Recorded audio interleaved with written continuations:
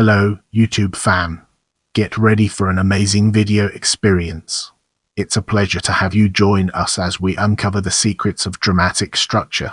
Dramatic structure, also known as dramaturgical structure, is the structure of a dramatic work such as a book, play, or film.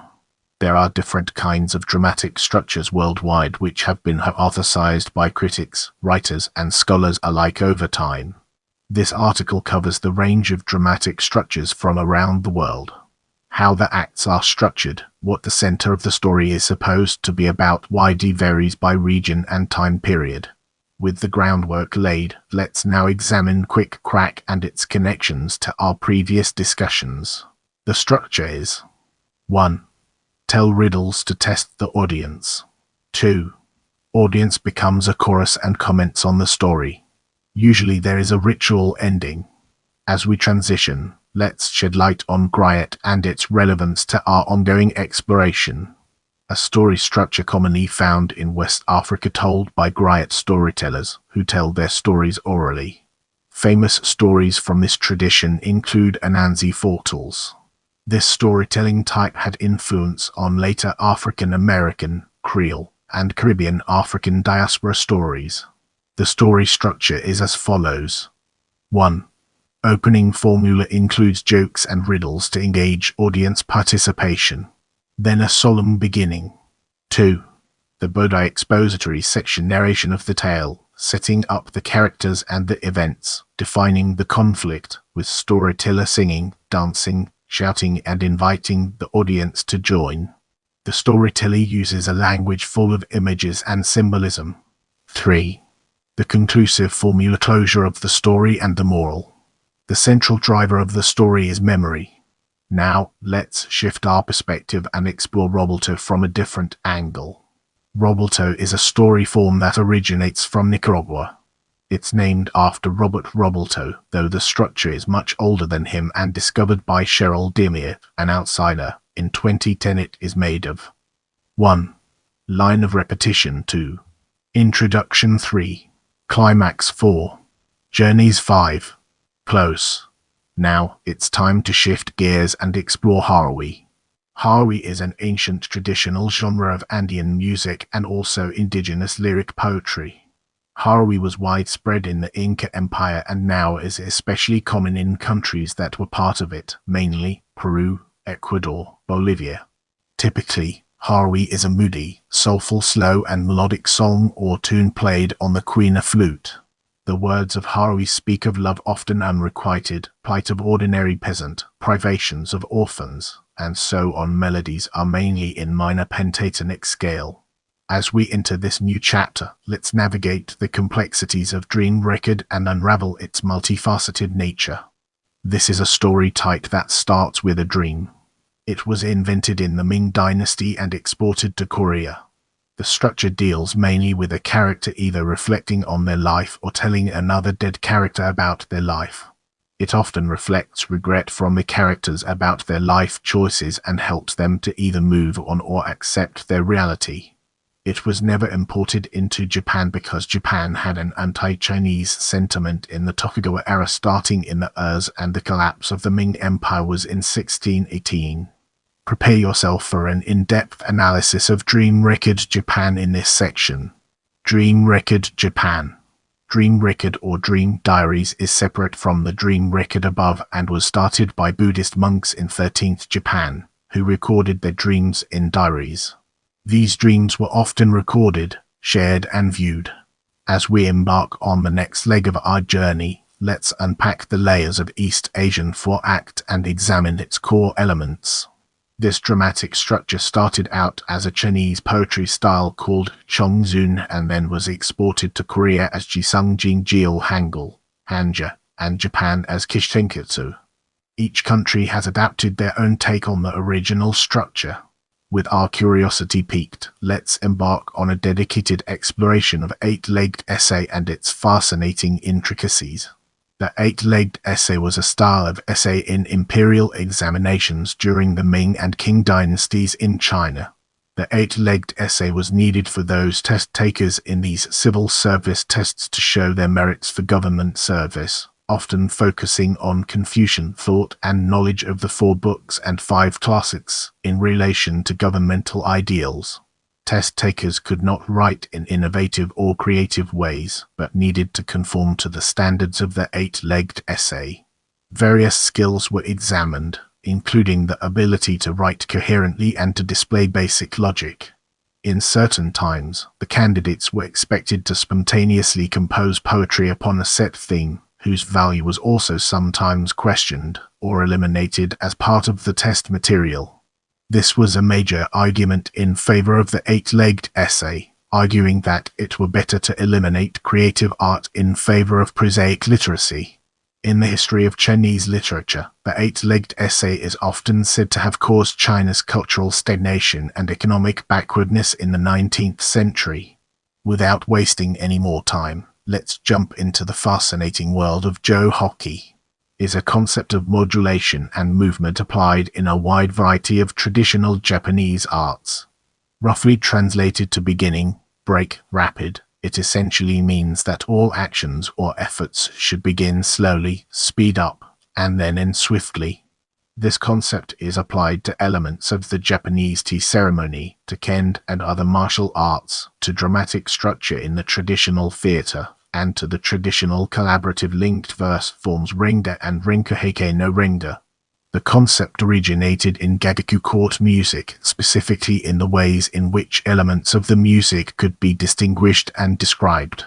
Though eventually incorporated into a number of disciplines, it was most famously adapted and thoroughly analyzed and discussed by the great No playwright Zimi, who viewed it as a universal concept applying to the patterns of movement of all things. In this part of the video, we'll be diving deep into chiastic structure and unraveling its profound impact. A kind of structure found in the Torah, Bible, and Quran using a form of repetition. Get ready for an exciting exploration as we unravel the mysteries of Hakawati, a Palestinian form of literature which includes 1001 Arabian Nights. This structure also includes our many religious works, including the Torah, Bible, and Quran.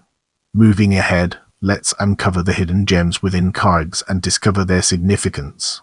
Karg is literally Blackie in Turkish and Hasidic, shortened in time from Hak Evers, meaning Evers the Pilgrim, and also sometimes written as Hasivid, are the lead characters of the traditional Turkish shadow play, popularized during the Ottoman period and then spread to most nation-states of the Ottoman Empire. It is most prominent in Turkey, Greece, Bosnia and Herzegovina, and our autonomous Republic of Georgia. In Greece, Kargs is known by his local name Karajazes. In Bosnia and Herzegovina, he is known by his local name Karas. Kargs plays are structured in 4 parts: Mukatime, introduction. Hasivat sings a semi-different at each performance, recites a prayer, and indicates that he is looking for his friend Kargs, whom he beckons to the scene with a speech that always ends the Albana Be'ilan so for some amusement. Kargs enters from the opposite side. Muhava, dialogue between Kargs and Hasivat Fasil, main plot bitty, conclusion, always a short argument between Kargs and Hasivat, always ending with Hasivat yelling at Kargs that he has ruined whatever matter was at hand and has brought the curtain down, and Kargs replying, "May my transgressions be forgiven." Sources. Brace yourself for a captivating discussion on Tutsi as we explore its nuances and implications. Tutsi or Tazi or Tazia or Taza or Tazai means comfort, condolence, or expression of grief. It comes from roots Olza and which means mourning. Depending on the region, time, occasion, religion, and so on, the word can signify different cultural meanings and practice. In Persian cultural reference, it is categorized as condolence theater or passion play inspired by a historical and religious event, the tragic death of Hussein, symbolizing epic spirit and resistance. In South Asia and in the Caribbean, it refers specifically to the miniature mausoleums, imitations of the mausoleums of Kabbalah, generally made of colored paper and bamboo, used in ritual processions held in the month of Muharram.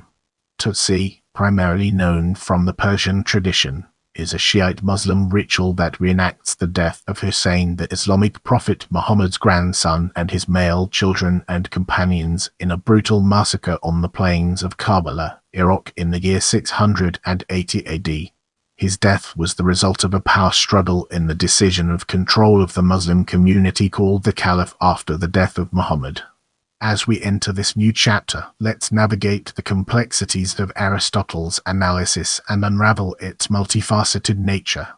Many scholars have analyzed dramatic structure, beginning with Aristotle in his Poetics c. 335 BCE.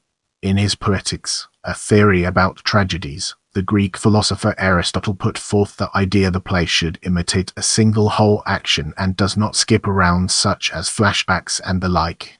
A whole is what has a beginning and middle and end. A beginning is that which is not a necessary consequence of anything else, but after which something else exists or happens as a natural result. An end, on the contrary, is that which is inevitably or, as a rule, the natural result of something else but from which nothing else follows. A middle follows something else and something follows from it. Well-constructed plots must not therefore begin and end at random, but must embody the formulae we have stated. He split the play into two acts, Disses and Lysis, which roughly translates to binding and unbinding, though contemporary translation is complication and denouement. He mainly used Sophocles to make his argument about the proper dramatic structure of a play. He argues that for a proper tragedy the plot should be simple, a man moving from prosperity to tragedy and not the reverse. It should excite pity or fear, to shock the viewer. He also states that the man needs to be well known to the audience. The tragedy should come about because of a flaw in the character. He ranked the order of importance of the play to be chorus, events, diction, character, spectacle, and that all plays should be able to be performed from memory, long and easy to understand. He was against character-centric plots, stating the unity of a plot does not consist, as some suppose, in its having one man as its subject. He was against episodic plots. He held that discovery should be the high point of the play and that the action should teach a moral that is reinforced by pity, fear and suffering. The spectacle, not the characters themselves, would give rise to the emotions. The stage should also be split into prologue, episode, exode, and a choral portion, distinguished into parode and starsimon. Unlike later, he held that the morality was the center of the play and what made it great. Unlike popular belief, he did not come up with the three-act structure popularly known. Now, it's time to shift gears and explore one-act play. Said to be innovated by Euripides for his play Cyclops, it wasn't wildly popular until the late 19th century with the rise of film. Alice Guy Black made a comment about it in the documentary Be Natural, The Untold Story of Alice Guy Black, where she commented that many of the films of the time required a quick punchline at the end.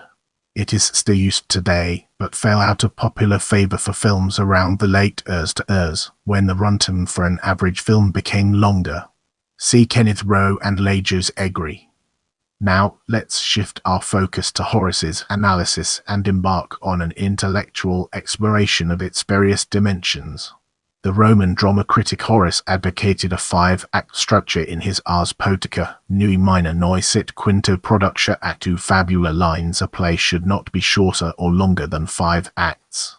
He also argued for a chorus. The chorus should play an actor's part, energetically, and the center of the play should be morality as Aristotle did.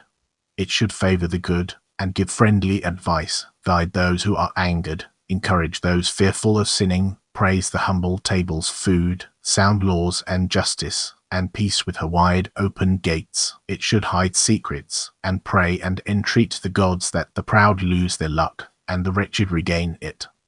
He did not specify the contents of the acts. As we progress through this video, let's now turn our gaze towards Aelius Donatus. The 4th century Roman grammarian Aelius Donatus, in his criticism of Terence's plays Adolfo and Hecuba in the book Aeli Donatic vod Furta Commentarenti, Accidentive Ravi Volume 2, and in his review of Terence's play Andria in Peterentiefri Commodiae Sex, used the terms prologue, prologus, protasis, epitasis, and catastrophe. He often uses the original Greek letters, but does not define these as specific acts, but as parts of the play as having different emotional qualities. For example, for Terence's play Adelpho he comments, in hac proligus aliquanto linea inducita, magis etiam in se pergendo quam in adjacerius leendis estacapitus.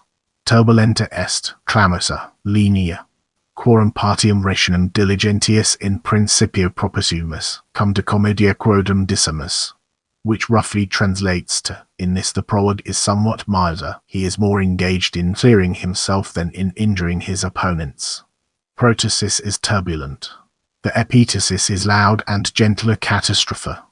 He further adds that Hecra, in hac prologus est et multiplex et rhetoricus nimis, propter quod sep exclusa hoc commedia diligentissima defension indigvit.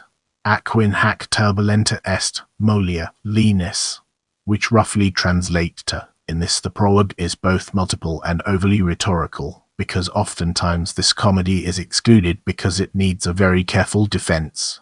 And in this the protasis is turbulent, the milder the epithesis, the softer the catastrophe. However, he also argues that Latins have a 5-act chorus, which distinguishes Latins from Greeks, hoc etiam ut cetera hus modi pomata quinque actus habet nissus est chores diososa gracis potis, which roughly translates to, in order to have other poems of this kind, it is necessary to have 5 acts of choruses, distinguished from the Greek poets, making it fairly clear that though he used the Greek for these divisions of play, he did not think of them as part of the overall act structure. No definitive translation of this work has been made into English. Now, let's redirect our focus towards picaresque novel and discover its significance in our narrative. First developed in Spain in 1554, the term was not coined until 1810. A picaresque novel is written in first person, with a character who is of low social status, and there is little to no plot or character development, but told with realism. Satire is often deployed. A famous example is Miguel de Cervantes' Don Quixote. Moving ahead, let's uncover the hidden gems within Shakespeare and the Renaissance and discover their significance. William Shakespeare did not invent the 5-act structure. The 5-act structure was made by Gustav Freytag, in which he used Shakespeare as an example. There are no writings from Shakespeare on how he intended his plays to be. There is some thought that people imposed the act structure after his death. During his lifetime, the 4-act structure was also popular and used in plays such as Fortuna Ludibrium Sive Belisarius. Freytag made claims in his book that Shakespeare should have used his 5-act structure, but it did not exist at the time period of Shakespeare. It is argued by Richard Levin that during the Renaissance, multiple plots became far more popular, deviating from Aristotle's singular linear plot model. Robert Coltrane further argues that the plot structure of the time period was done in foils, with often comedies with a serious plot and then several comedic and outlandish plots around it. With that being said, let's now move on to Bildungsroman. The term was coined in 1819 by Carl Morgenstern, but the birth of the Bildungsroman is normally dated to the publication of Wilhelm Meister's apprenticeship by Johann Wolfgang von Goethe in, or sometimes, to Christoph Martin Wieland's Geschichte der Agathen of 1767. The plot requires a young or innocent protagonist who goes on to learn about the world, and learns how to enter it. The central goal is maturity of the protagonist, which may be done through discovery, conflict, or other means. Let's now turn our attention to Freytag's Pyramid and examine its role within the larger context. The German playwright and novelist Gustav Freytag wrote Die Technik des Dramas, a definitive study of the 5-act dramatic structure, in which he laid out what has come to be known as Freytag's Pyramid. Under Freytag's Pyramid, the plot of a story consists of 5 parts. 1. Exposition, originally called Introduction 2. Rise 3. Climax 4. Return or Fall 5. Catastrophe. Freytag is indifferent as to which of the contending parties justice favors. In both groups, good and evil, power and weakness, are mingled. A drama is then divided into 5 parts, or acts, which some refer to as an introduction, rise, climax, return or fall, and catastrophe. Freytag extends the 5 parts with 3 moments or crises: the exciting force, the tragic force, and the force of the final suspense. The exciting force leads to the rise, the tragic force leads to the return or fall, and the force of the final suspense leads to the catastrophe. Freytag considers the exciting force to be necessary, but the tragic force and the force of the final suspense are optional. Together, they make the 8 component parts of the drama.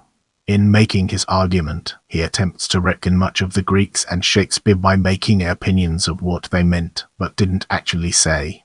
He argued for tension created through contrasting emotions, but didn't actively argue for conflict. He argued that character comes first in plays.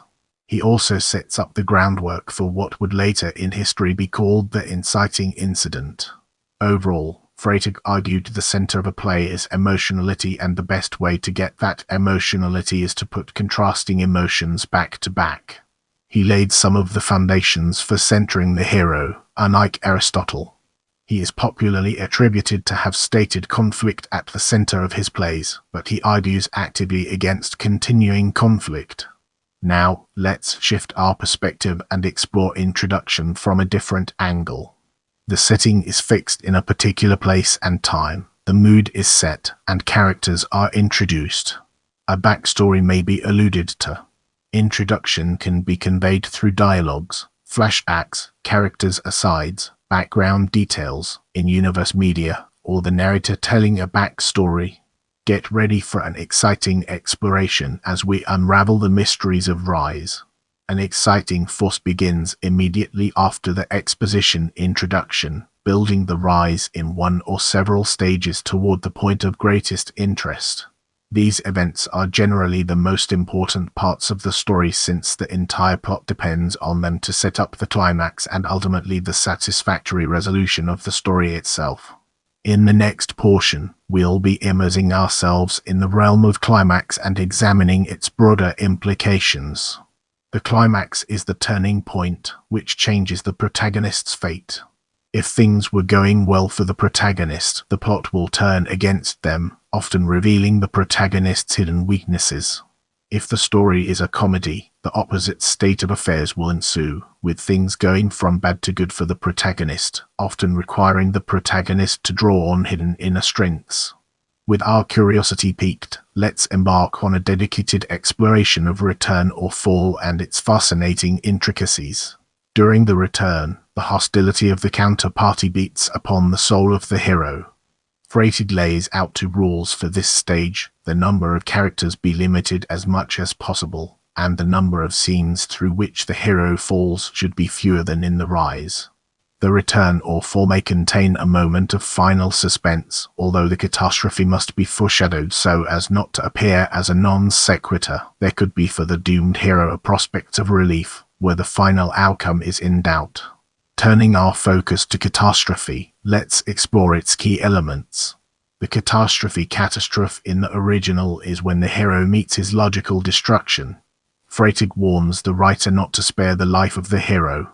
Despite denouement being attested as first appearing in 1752, it was not used to refer to dramatic structure until the 19th century and not specifically used by Freytag for this section of the act structure.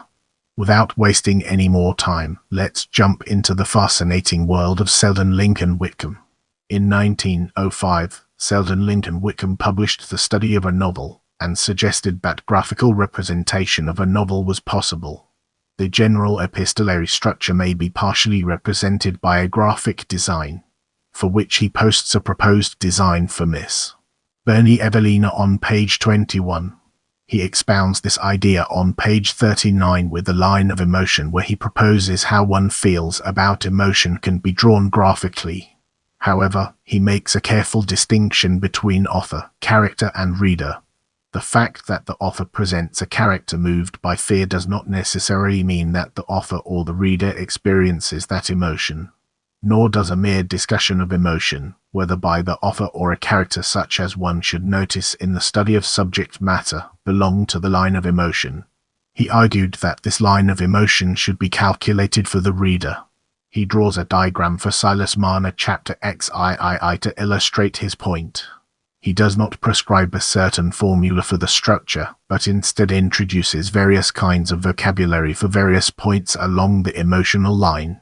His work was then used in Joseph Berg-Isenwine to describe short stories for the line of emotion, though his name is misspelled in Isenwine's work. His diagram specifically for Silas Marner was plagiarized later by Kenneth Rowe, though he drew other diagrams for other novels and forms, such as Pride and Prejudice on page 58, the epistolary form p21, simple narratives p56, and so on. In the next portion, we'll be immersing ourselves in the realm of Joseph Berg-Isenwine and examining its broader implications. Joseph Berg-Isenwine in 1909 published Writing the Short Story, a practical handbook on the rise, structure, writing, and sale of the modern short story. In it he outlines the following plot elements and ties it to a drawing following Whitcomb's prescriptions: incident, emotion, crisis, suspense, climax, denouement, conclusion. He does not make an accompanying diagram with any of these elements, but does argue that the line of emotion is important to stories on page 198. He also lists types of plots on page 76 as surprise, problem, mystery, mood or emotion or sentiment, contrast and symbolism. He does not argue one to be superior to the other. He cautions multiple times in his text that his prescriptions are only for short stories such as Pages. Chapter X, Part 5. Climax he defines here as the apex of interest and emotion. It is the point of the story. When quoting Short Story Writing 1898, Charles Raymond Barrett, p. 171, but further expounds here as rise of interest and in part to its highest point. He argues the highest point is always along emotional lines on page 187, stating, "The big thing at once, the basic and the climacteric thing in the short story is human interest, and there can be no sustained human interest without emotion. A whole creation is a field for its display, and since fiction assumes to be a microcosm, fiction, short and long, must deal intimately with emotion, from its gentler to its extreme manifestations." The definitions he used would later influence the vocabulary for the Hollywood formula. Early Hollywood films were short. For example, in Old California, published in 1910, is 17 minutes long. As we progress through this video, let's now turn our gaze towards Rev. Jesse Ketchum Brennan. Rev. J.K. Brennan wrote his essay The General Design of Plays for the book The Delphian Course 1912 for the Delphian Society. For the essay, he describes what the diagram and the play of Antigone look like. He outlines 8 parts of a play, which are: 1. The exposition. This part tells what has happened before the stage action begins. The audience is made acquainted with the setting of the play, its atmosphere, the characters, and their social positions. 2. The turn of the play, the action of one or more of the characters, which sets the course of events moving towards the crisis or climax. 3. The steps of action leading to climax, sometimes called rising action, A.B. Celsius, and so on. 4. The decisive point of action. Something takes place which makes it impossible for the rising action to go further. Affairs must take a new direction. 5. The falling action, leading from the climax. 6. The final lift, something which checks the downward action, a new problem arises. 7. The catastrophe, or denouement. 8. The end, or the result of the catastrophe. This is the first time that catastrophe and denouement are called the same thing. No references to other works are given in the essay. In the next segment, we'll be exploring Clayton Hamilton and its implications for our subject matter. Clayton Hamilton, in A Manual of the Art of Fiction 1918, stated that a proper plot outline is a plot, therefore, in its general aspects, may be figured as a complication followed by an explication, a tying followed by an untying, or to say the same thing in French, words which are perhaps more connotative, a nouement followed by a denouement. He does not state the center of stories is conflict, but rather on page 3 that the purpose of fiction is to embody certain truths of human life in a series of imagined facts, and centers on the debate of the time between romanticism and realism. The complication is what Lajos Egri later called the premise, and it was later pushed to be part of the inciting incident. The explication was put first and then explained to be the introduction in the contemporary vocabulary. The denouement would be split later into falling action and conclusion. In the following section, we'll be immersing ourselves in the captivating world of confessional writing. Sprung originally from Christianity, it is often an account of a person's life that was first secularized by Jean-Jacques Rousseau and then popularized in 1919 with the magazine True Story. The confessions don't really have to be valid, though an account of someone's life needs to be included. Such confessions magazines were chiefly aimed at an audience of working-class women. Their formula has been characterized as sin, suffer, repent. The heroine violates standards of behavior, suffers as a consequence, learns her lesson, and resolves to live in light of it, not embittered by her pain. As we progress through this video, let's now turn our gaze towards Percy Lubbock. Percy Lubbock wrote The Craft of Fiction, which was published in 1921.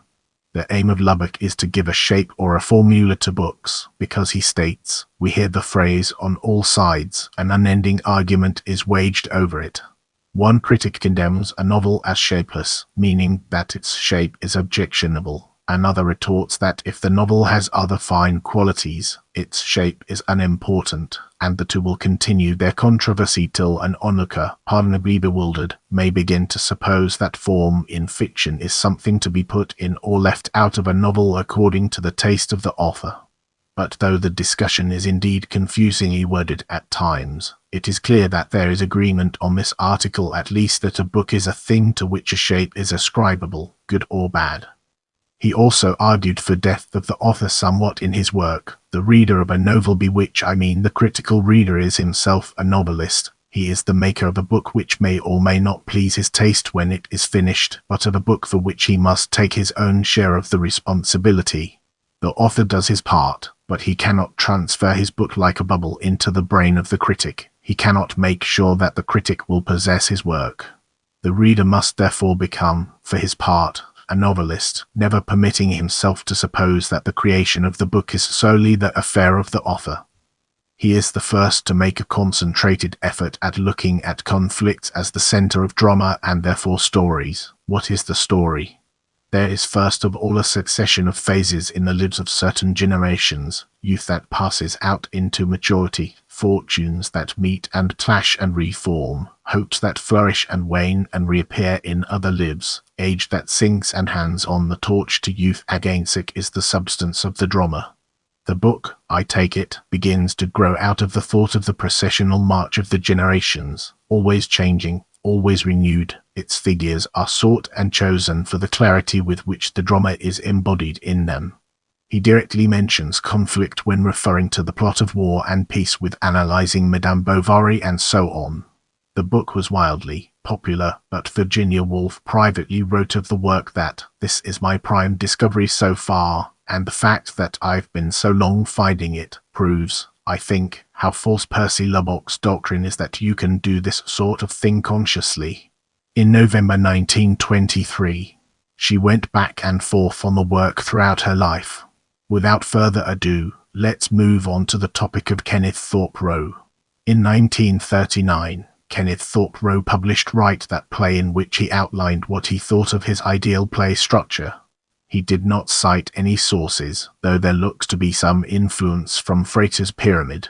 The parts are introduction, attack, rising action, crisis, falling action, resolution, conclusion. The attack would be relabeled the inciting incident later, and the crisis would be relabeled climax, and the conclusion as the denouement by Sid Field. The resolution as a turning point was also taken out. The center of the play should be, according to him, conflict, as this will excite the most emotion. He acknowledges other people have used climax, but does not cite who, but objects to the term climax because, Climax is misleading because it might with equal fitness be applied to the resolution. Climax applied to the turning point suggests increasing tension up to that point and relaxation following it. What actually happens is that the tension continues to increase in a well-constructed play from the turning point to the resolution, but is given a new direction and impetus at the turning point.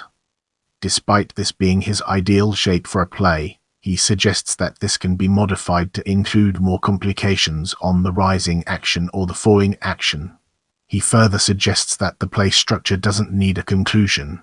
However, if there is a conclusion, he suggests making it shorter than the introduction, and it can either be flat or acute in angle. This story structure, as suggested, had a strong influence on Arthur Miller or My Son's Death of a Salesman. As we progress, let's shine a spotlight on Lajos Egri and examine its intricate interplay within our topic. In his book The Art of Dramatic Writing, published 1946, Lajos Egri argued for more look inside of characters' minds, and that character generates conflict, which generates events. He cites Moses Lewis Malevinsky's The Science of Playwriting and The Theory of Theatre by Clayton Hamilton. Unlike previous works he cites from, he emphasized the importance of premise to a play. He is also far more interested in looking at character creating conflict and events than events shaping characters. He states this by arguing for different kinds of conflict: static, jump, and rise. These in turn can also be an attack or counterattack. He argues that rising conflict is the best at revealing character. He also examines character through the lens of physiology, sociology, and psychology. His work influenced Sid Field, who went on to make the 3-act Hollywood formula. Without wasting any more time, let's jump into the fascinating world of Sid Field. Sid Field in 1979 published screenplay, The Foundations of Screenwriting. He outlined that the structure of the play should be: Act I contains the setup. It is approximately the first quarter of a screenplay and reveals the main character, premise, and situation of the story. Act II contains the confrontation. It lasts for the next 2 quarters of the screenplay and clearly defines the main goal of the protagonist. Act III contains the resolution. This is the final quarter of the screenplay. This answers the question as to whether or not the main character succeeded in his or her goal. He outlined in the 2005 edition of his book Foundations of a Screenplay that he wanted to give a more set structure to the work that Lajos Egri had laid out. He was the first to really coin the 3-act model as a formal model for screenplays. As we enter this new phase, let's uncover the impact of theatre of the absurd on our broader topic. Critic Martin Islin coined the term in his 1960 essay The Theatre of the Absurd, which begins by focusing on the playwrights Samuel Beckett, Arthur Adamov, and Jung Ionesco. Islin says that their plays have a common denominator, the absurd, a word that Islin defines with a quotation from Ionesco: absurd is that which has not purpose, or goal, or objective. The French philosopher Albert Camus, in his 1942 essay Myth of Sisyphus, describes the human situation as meaningless and absurd. Plot-wise, it often undercuts the conflict in the story and mocks the human condition. It often lacks any formal plot structure. Often nothing really gets resolved. Now, let's shift our focus to television story arcs and embark on an intellectual exploration of its various dimensions. Although soap operas had been telling serialized stories since the ERS, television multiple-episode story arcs in prime time were not popular in the US until 1981, with the introduction of Hill Street Blues. Prior to that, episodes could be shifted in order without audience confusion. Multiple episode story arcs took off in the ERS, with many of the popular television shows employing them. Xena, Warrior Princess, Hercules, The Legendary Journeys, Boy Meets World, and Batman, the animated series, all had story arcs. Let's zoom in on Northrop Frye's dramatic structure and understand its implications. The Canadian literary critic and theorist Northrop Frye analyzes the narratives of the Bible in terms of 2 dramatic structures, one a U-shaped pattern, which is the shape of a comedy, and to an inverted U-shaped pattern, which is the shape of a tragedy. As we progress through this video, let's shift our attention towards a U-shaped pattern and uncover its hidden depths. This U-shaped pattern recurs in literature as the standard shape of comedy, where a series of misfortunes and misunderstandings brings the action to a threateningly low point, after which some fortunate twist in the plot sends the conclusion up to a happy ending. A U-shaped plot begins at the top of the U with a state of equilibrium, a state of prosperity or happiness, which is disrupted by disequilibrium or disaster. At the bottom of the U, the direction is reversed by a fortunate twist, divine deliverance, an awakening of the protagonist to his or her tragic circumstances, or some other action or event that results in an upward turn of the plot.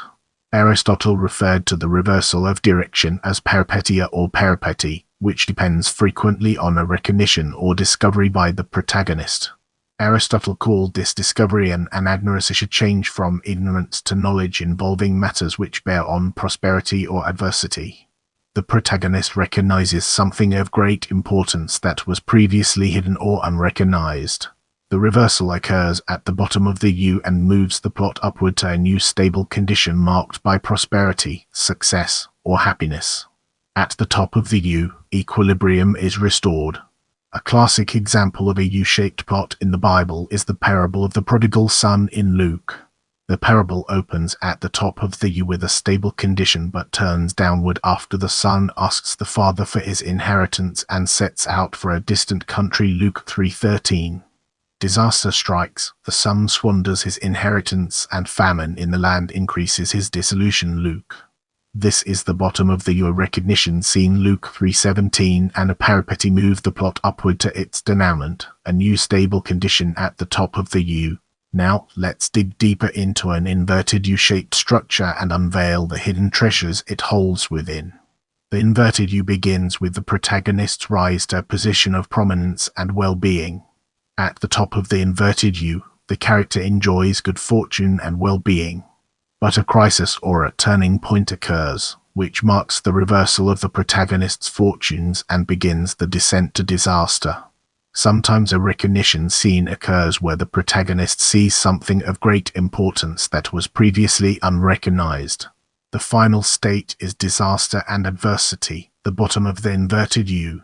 Now, let's delve into the intricacies of contemporary and explore its various aspects. Contemporary dramas increasingly use the fall to increase the relative height of the climax and dramatic impact. Melodrama. The protagonist reaches up but falls and succumbs to doubts, fears, and limitations. The negative climax occurs when the protagonist has an epiphany and encounters the greatest fear possible or loses something important, giving the protagonist the courage to take on another obstacle. This confrontation becomes the classic climax. In her 2019 book Meander, Spiral, Explode, Design and Pattern in narrative novelist and writing teacher Jane Allison criticized the conflict climax resolution structure of narrative as masculine sexual, and instead argues that narratives should form around various types patterns, for example found in nature. If you have any suggestions for future videos, feel free to drop them in the comment section.